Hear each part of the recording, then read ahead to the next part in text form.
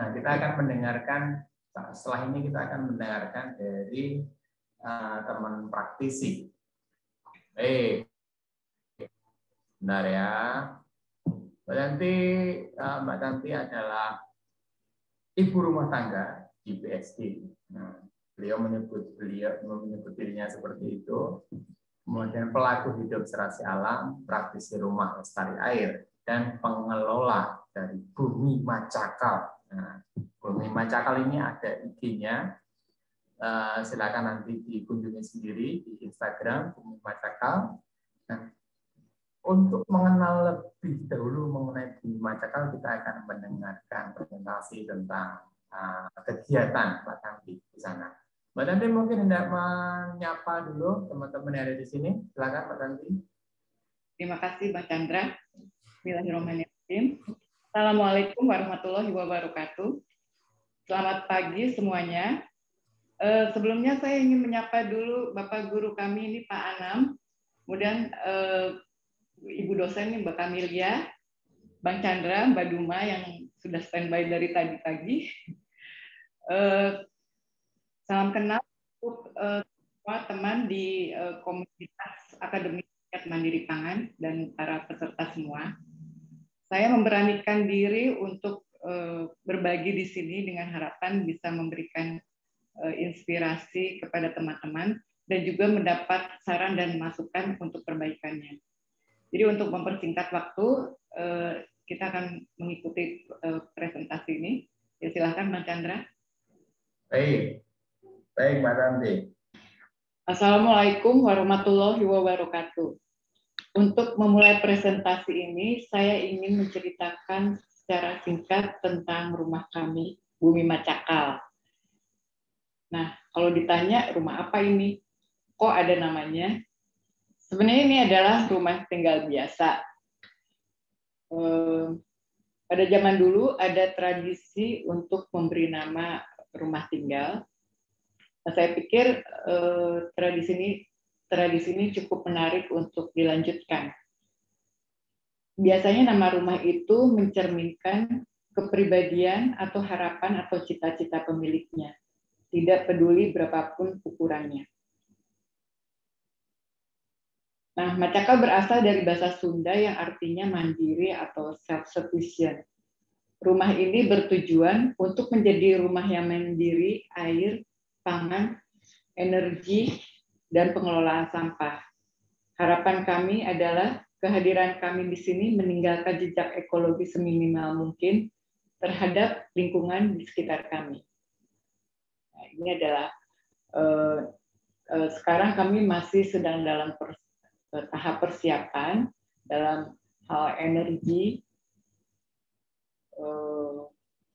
Kami sudah memasang solar panel, pangan, mempersiapkan kebun mandiri pangan, air, berusaha menampung dan meresapkan air sebanyak mungkin, kemudian pengelolaan sampah. Jadi di sini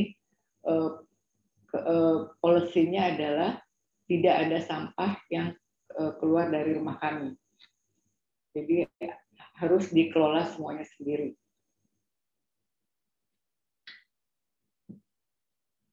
Nah, sekarang kembali lagi ke topik kita hari ini, yaitu mengenai air. Sebelum itu saya juga mungkin ingin menceritakan sedikit tentang konsep rumah ini yang tadi terlupakan. Jadi rumah ini terdiri dari beberapa rumah kecil. Kami ingin tinggal berbagi bersama keluarga besar kami. Tapi setiap keluarga mempunyai area pribadi. Nah, ini istilah kekiniannya adalah co-housing. Dan jika ingin melakukan kegiatan bersama, ada ruangan bersama.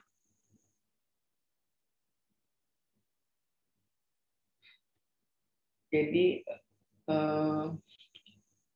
mengenai topik hari ini, jadi masalahnya adalah kalau kita membeli rumah untuk ditinggali, seringkali kita tidak mempersoalkan analisa dampak lingkungannya. Apalagi kalau rumah itu berada di dalam kompleks perumahan. Biasanya kita percaya bahwa pengembang telah membuatnya dan telah memikirkan semuanya. Nah, berdasarkan pengamatan di daerah kami melihat beberapa hal sebagai berikut. Jadi di situ rumah itu terletak di BSD Tangerang Selatan, Provinsi Banten. Jadi di depan rumah terdapat kanal yang akan mengalirkan airnya ke Sungai Cisadane. Jadi jaraknya tidak terlalu jauh dari rumah kami.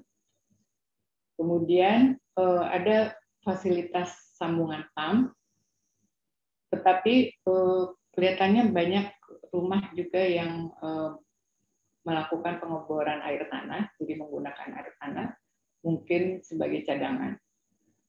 Kemudian di situ juga sistem drainasenya kurang memadai kalau dibandingkan dengan banyaknya rumah yang ada di situ. Fasilitas umum kebanyakan berupa lapangan rumput yang rapi dan bersih. Itu biasanya sesuai standar keindahan dan kerapihan di kompleks perumahan. Koefisien dasar bangunan atau KDB 60%, artinya tanah yang bisa dibangun itu sekitar 60% dari luas tanah. Tapi kelihatannya banyak juga rumah yang tidak menepatinya, jadi membangun melebihi KDB itu. Nah, jadi kesimpulannya area resapan air harus lebih ditingkatkan, karena kalau hal ini terus berlanjut, cepat atau lambat akan ada masalah dengan lingkungan hidup, terutama dengan air.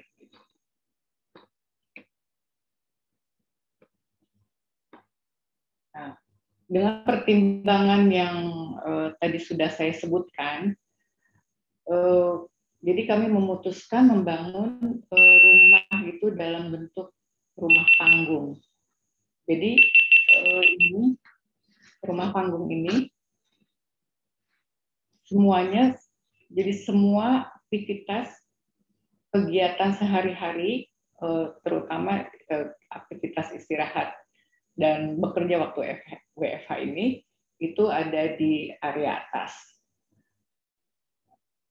Nah, di area bawah itu terdiri dari kebun tanaman pangan, kandang ternak, kolam ikan, aquaponik, dan ada carport, kemudian ruangan bersama, dan service area.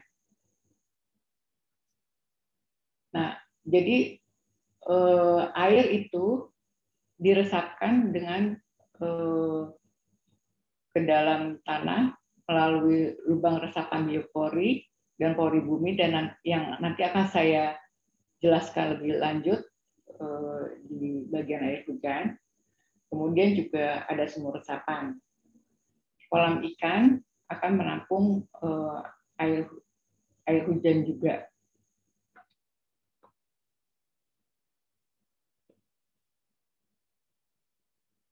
Nah, jadi kalau setelah melihat kenyataan kebutuhan kami yang sudah saya sebutkan tadi, jadi air itu memang sesuatu hal yang sangat vital bagi kami. Selain akan banyak orang yang tinggal di sini, kami juga perlu banyak air untuk tanaman dan ternak. Selain itu, ada beberapa hal juga yang memerlukan air, tetapi ini adalah dengan sistem sirkulasi, jadi menggunakan kembali air hujan yang kami tampung. Misalnya ini untuk sistem penyiraman dan pendinginan atap, kemudian untuk aquaponik, tentu saja ini air terjun mini di dalam kandang, kemudian ini sistem penyiraman tanaman otomatis. Nah, itu air diambil dari kolam ikan di sebelahnya. Nah, yang di bagian ini air tidak kembali lagi, ini akan diserap oleh tanah.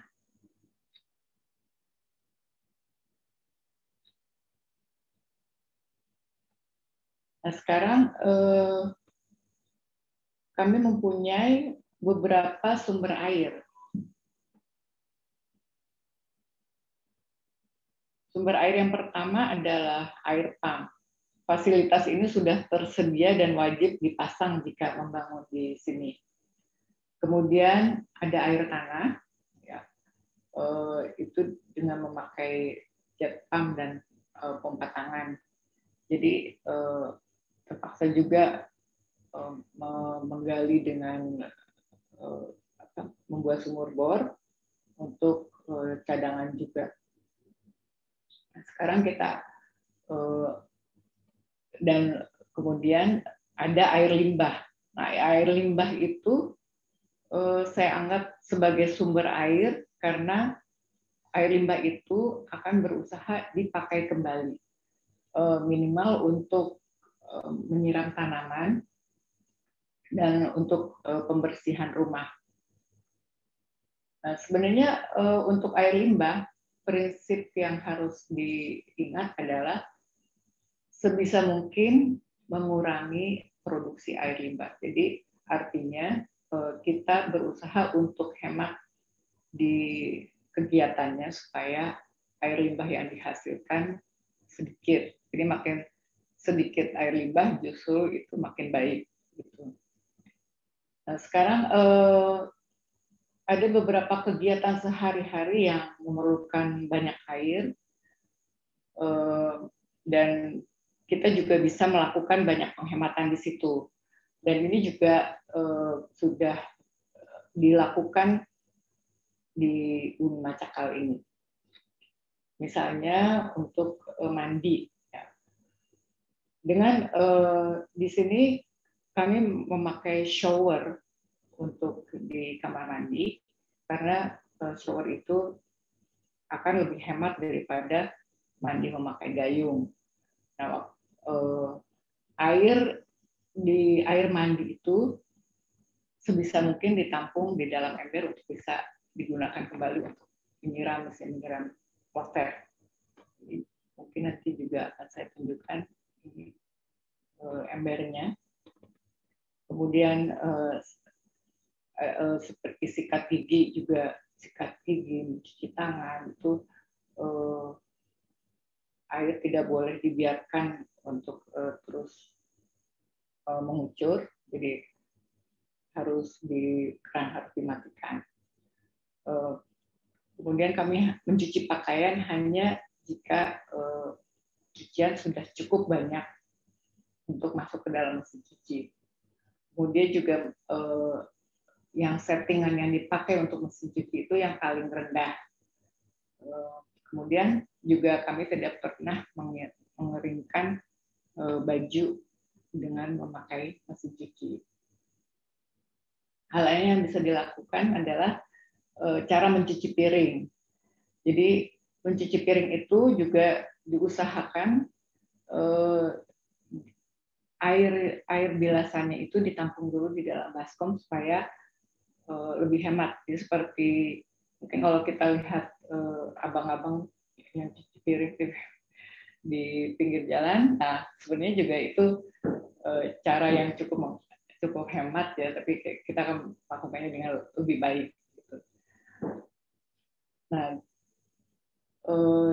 kemudian menyiram tanaman juga dilakukan dengan memakai gembor. Nah, ini ada beberapa peralatan yang disediakan di sini untuk menghemat penggunaan air dan langsung bisa memakai ulang air. Misalnya ini hasil kreasi sendiri, mungkin sudah, kalau misalnya yang buatannya sudah jadi akan cukup mahal. Jadi ini menaruh wastafel di atas kloset.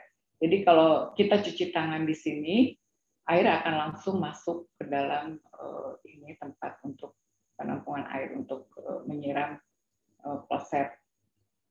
Kemudian juga Ini juga keran berbentuk tuas, karena kalau keran berbentuk ini akan lebih mudah untuk dibuka ditutup daripada yang keran yang diputar.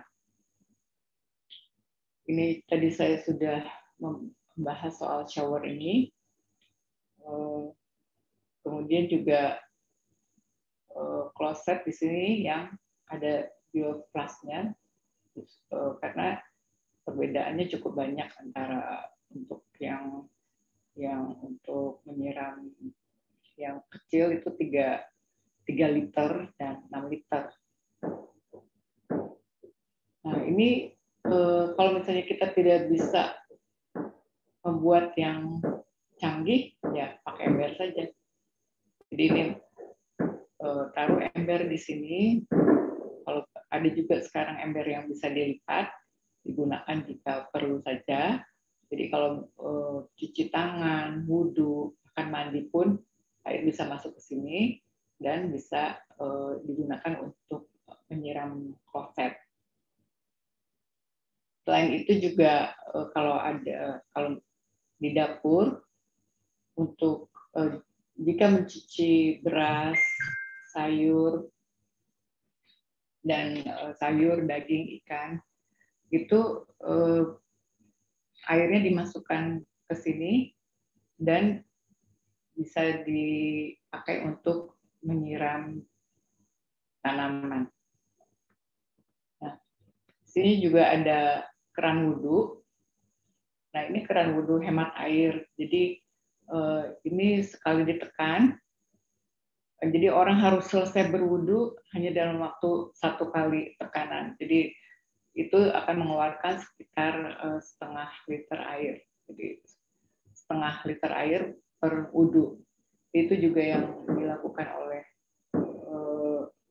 Rasulullah SAW.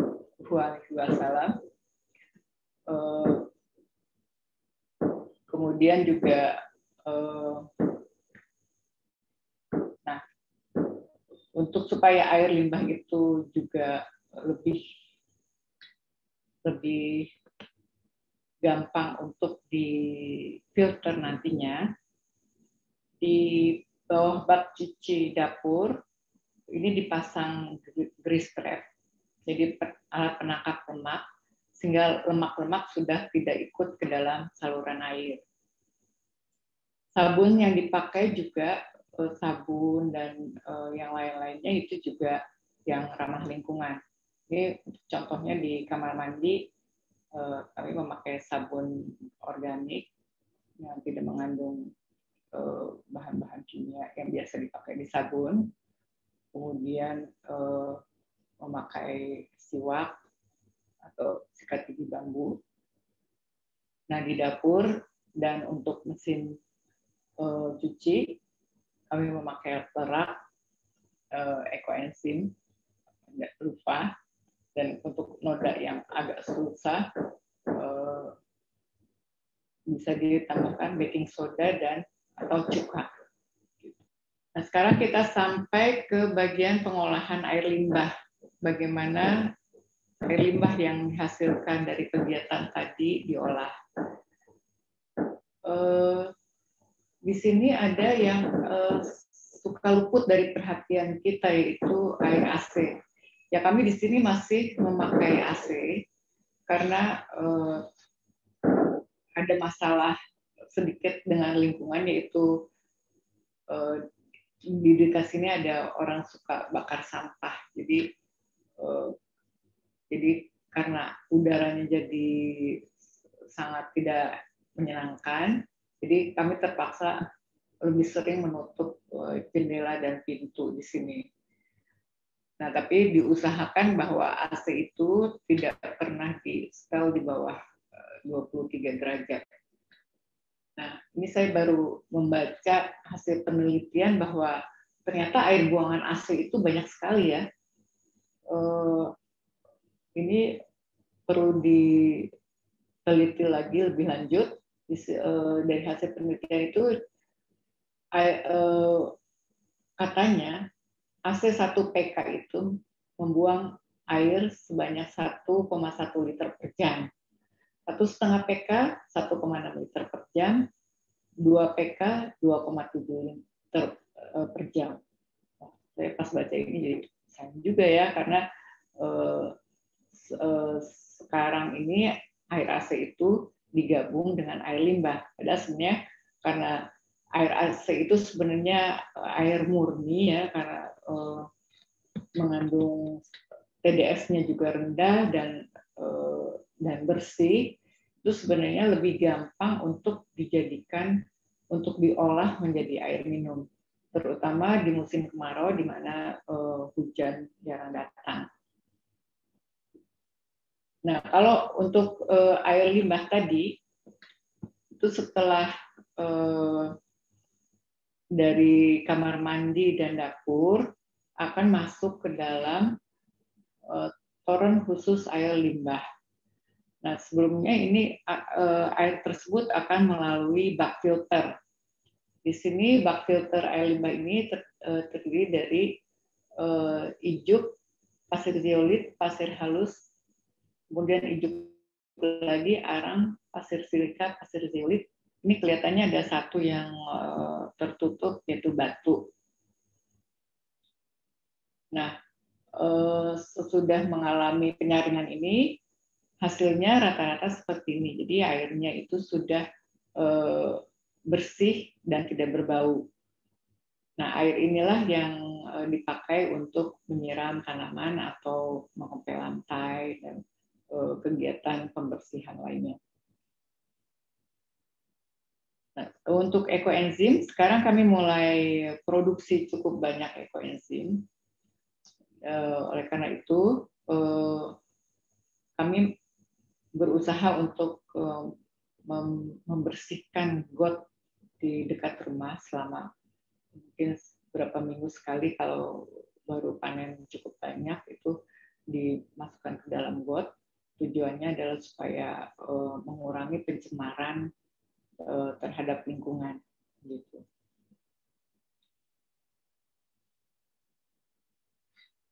Nah, sekarang kita sampailah kepada bagian air hujan.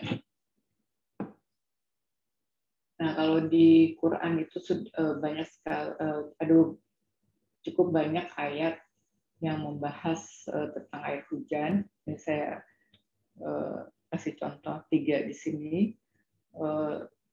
Jadi sebenarnya air hujan itu adalah diturunkan adalah untuk memberi kehidupan pada bumi. Air hujan itu adalah berkah. Tapi kalau kita tidak mengelolanya dengan baik, itu akan menjadi bencana bagi kita. Jadi kesimpulannya, kalau itu menjadi bencana, itu adalah salah manusianya sendiri. Jadi di sini juga dianjurkan kalau hujan turun, itu kita berdoa, Allahumma shoiban nafi'a. Jadi, ya Allah, turunkanlah pada kami hujan yang bermanfaat. Nah, curah hujan di Indonesia ini cukup tinggi ya, rata-rata 2.000 sampai 4.000 mm per tahun. Kalau dibandingkan misalnya di Eropa itu sekitar 1.500 mm per tahun. Jadi sebenarnya air hujan ini betul-betul harus dipergunakan sebagai sumber air utama bagi kita di sini. Nah, ini menurut Bapak Dr. Agus Mariono, terus sekarang keadaannya adalah air hujan itu selalu maunya dibuang, cepat dialirkan ke sungai dan ke hilir. Jadi akan terjadi penumpukan air di hilir, terutama kalau hujan cukup lebat. Nah, tapi kalau misalnya ditambah lagi dengan keadaan di sini ya, sistem drainasenya yang tidak baik, itu ya, dengan sistem drainase yang konvensional ini, jadi air akan lebih susah lagi untuk mengalir gitu. Nah, jadi Oleh karena itu terjadilah banjir. Nah, seharusnya sistem konvensional itu dirubah menjadi trap, tampung, resapkan, alirkan, pelihara. Jadi air hujan yang jatuh itu betul-betul kita usahakan kita tampung sebanyak mungkin dan kita gunakan untuk kehidupan kita. Jadi kalau air hujan itu banyak yang dipakai untuk aktivitas manusia, tentu tidak akan terjadi penumpukan air hujan di mana-mana. Dan kita kembali lagi tadi kepada bahwa air hujan itu adalah berkah. Jadi tunggu apa lagi? Jadi jangan sampai berkah itu diambil dari kita.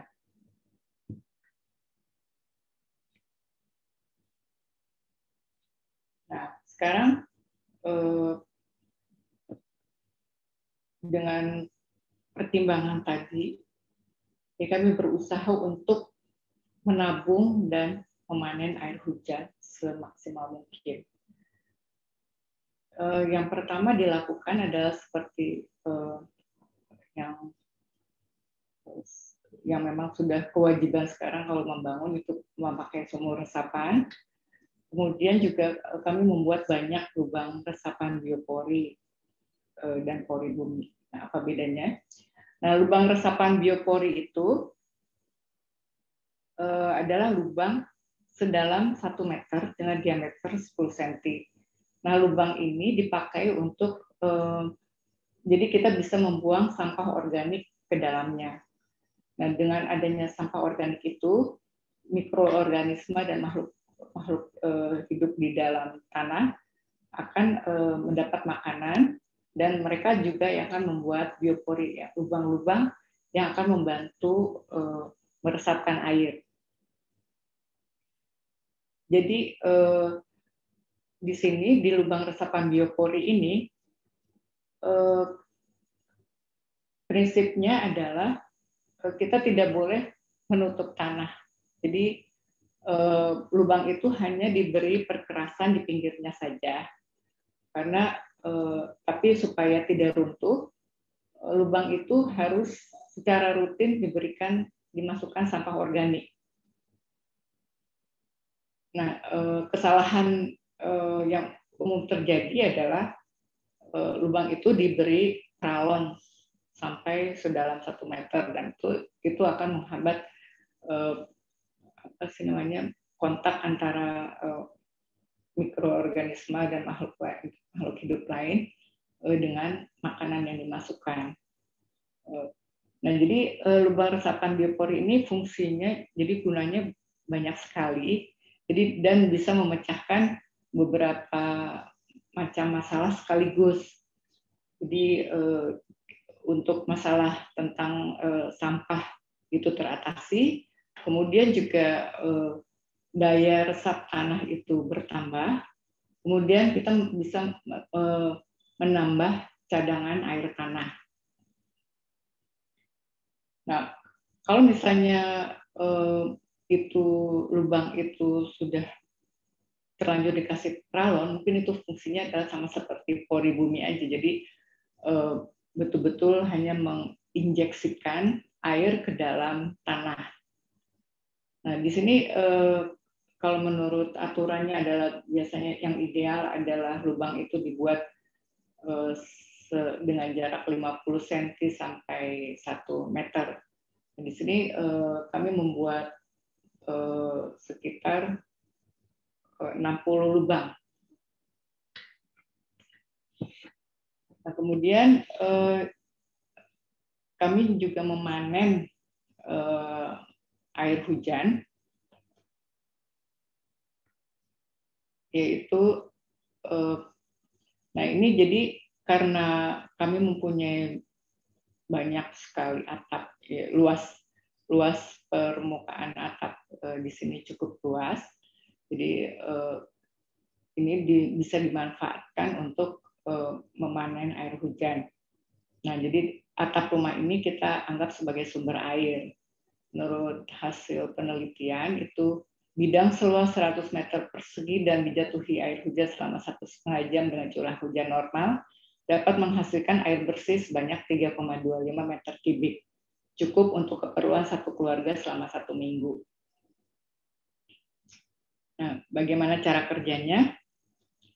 Jadi, menurut penelitian juga, air hujan yang kotor mengandung polutan ialah 100 liter air hujan pertama.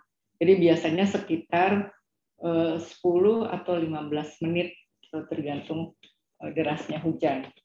Jadi air hujan itu harus kita buang dulu, maksudnya diinjeksikan saja ke dalam tanah. Nah, jadi ini ada 2 macam, mungkin saya bisa menerangkan perbedaannya. Kalau di sini memakai bola, jadi ini air hujan yang pertama itu turun ke sini. Nanti kalau sudah penuh, bola akan naik dan menutup lubang ini, dan air yang berikutnya akan masuk ke dalam melalui pipa dan masuk ke sini melalui saringannya. Kemudian, nah disinilah air hujan itu ditampung, dan kemudian setelah itu didistribusikan ke tempat yang diperlukan. Ini juga sebenarnya sih sama saja, tapi di sini memakai sistem stop run dan bukan memakai bola. Dan itu juga yang kami lakukan di sini waktu belum paham bagaimana cara kerja bola itu. Jadi kami memakai banyak stop run di mana-mana untuk menghentikan air jika sudah penuh. Nah, jadi kalau ada overflow, jadi air hujan itu sudah banyak, itu overflow-nya juga dimasukkan ke dalam sumur resapan. Jadi dengan cara itu juga kita menambah banyak cadangan air tanah. Nah, ini saya mau menunjukkan karena banyak sekali peralon di sini. Jadi ini kami beri warna yang berbeda. Jadi ini untuk biru muda itu untuk air pump, yang abu-abu ini air limbah, putih air hujan, coklat septic tank.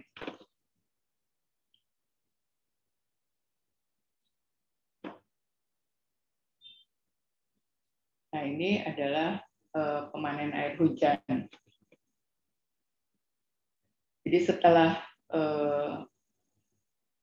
tahu bagaimana prinsipnya, jadi sebenarnya sih asal ada bidang miring dan cukup lebar, itu bisa kita gunakan untuk menampung air hujan. Nah, sebelumnya saya juga melakukan banyak percobaan karena heran juga kenapa itu air hujan itu nggak bisa masuk ke dalam ember dengan sendirinya ya. Jadi ini ada percobaan yang agak ini. Jadi ini saya sampai ada yang memakai tampah untuk memasukkan air hujan ke dalam ember ini, atau corong, kemudian atau memberikan bidang miring. Ya kadang-kadang bekerja juga kalau hujannya cukup deras. Kalau ini adalah untuk menampung air dari kolam untuk menyiram tanaman. Nah, ini ada beberapa lagi bidang yang dimanfaatkan untuk memanen air hujan. Ini contohnya ada satu solar panel yang kecil, ini sistemnya off-grid, jadi di bawahnya itu ada mini aquaponik yang bekerja sama untuk membersihkan kolam yang ada angsanya karena cepat sekali kotor gitu. Nah, karena bidangnya miring, jadi dicoba untuk dipakai untuk memanen air hujan juga. Nah, air hujan ini langsung ditampung dan dimasukkan ke dalam filter air sehingga siap minum. Kemudian ini juga ada kandang burung. Nah, di sini juga atapnya ada bidang miring juga. Jadi ini juga dipakai untuk menampung air hujan.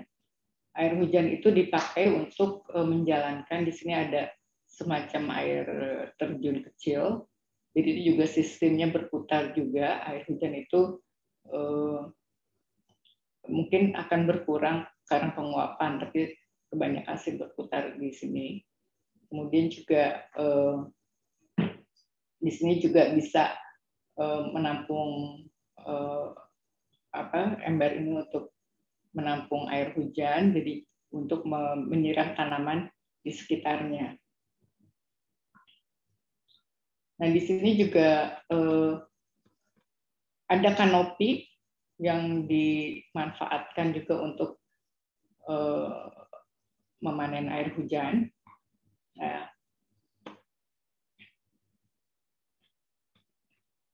ini jadi air hujan itu masuk ke sini.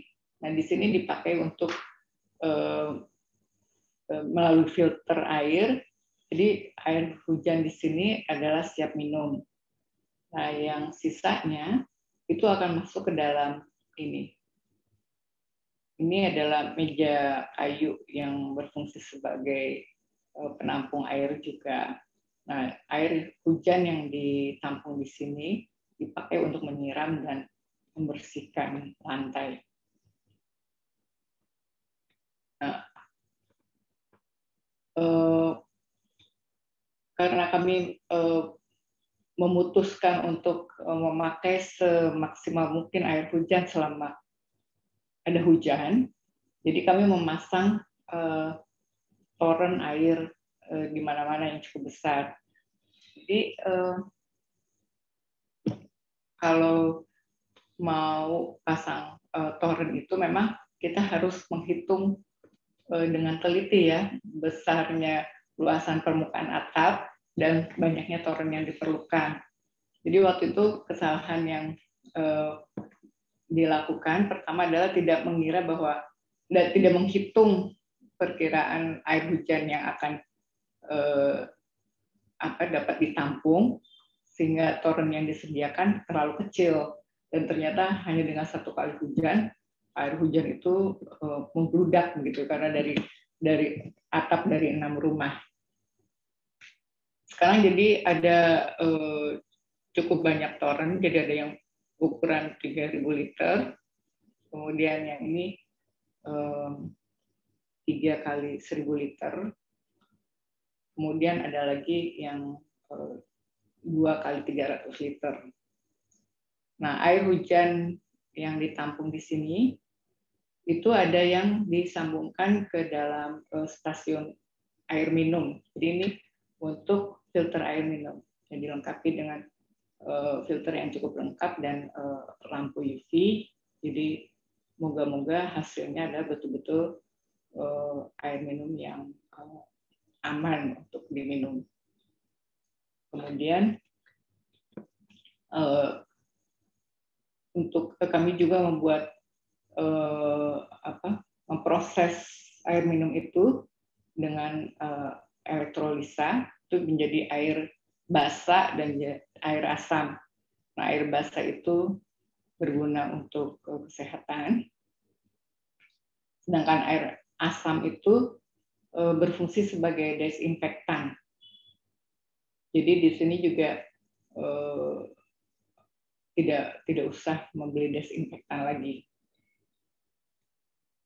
Kemudian yang ini terakhir adalah yang sedang diusahakan adalah fog net. Jadi jala untuk menangkap kabut ya. Jadi karena di Afrika, di negara yang kering itu, cara memperoleh air hujan dapat dengan cara menangkap kabut ini. Dan ini karena kebetulan ada bidang wire mesh yang cukup lebar, ini sedang dicoba untuk menangkap kabut yang nantinya menjadi air juga. Ini untuk persiapan musim kemarau.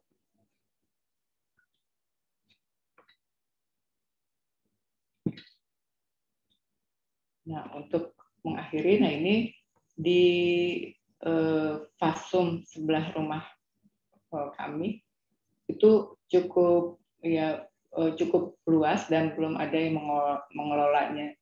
Jadi ini saya minta izin untuk mengelola bagian yang ini, dan untungnya ketemu dengan komunitas ARMP dan bisa belajar banyak untuk bagaimana membuat kebun mandiri pangan dengan prinsip permaculture.